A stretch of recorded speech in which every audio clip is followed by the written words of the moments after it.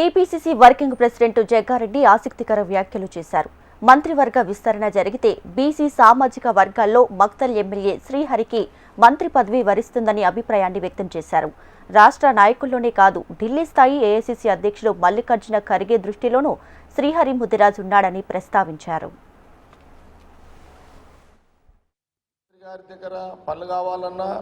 జిల్లా మినిస్టర్లకు పనులు చేపియాలన్నా, సంగారెడ్డి నియోజకవర్గంలో ఎమ్మెల్సీ అభ్యర్థికి కాంగ్రెస్ పార్టీ ముఖ్య నాయకులు అందరూ పోయి అడగంగానే ఓట్లు వేసిరు అని మీరు అనిపించుకుంటే, రే సంగారెడ్డి మన లీడర్లు అందరూ అడగంగానే ఓట్లు వేసిరు అని నేను కూడా సీఎంకి చెప్పనీకి వస్తుంది.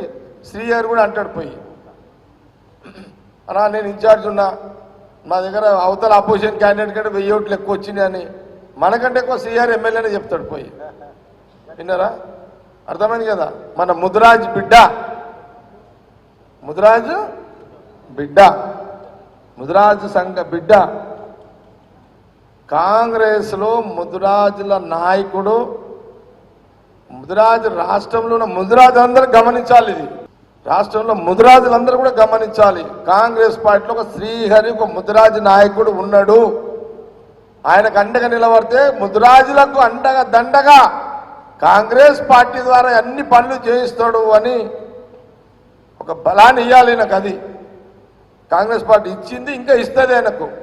ఓకే, కాబట్టి రేపు మీ అందరి దిక్కే ఆయన చెప్తాడు. ఒకవేళ ఆయన తీసుకుంటాడు, నేను కాదు, శ్రీహరి తీసుకుంటాడు. కాబట్టి మీరు అందరూ సక్సెస్ కావాలని,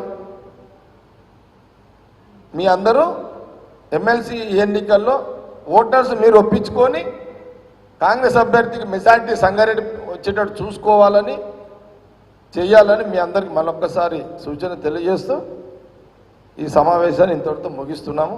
అందరికీ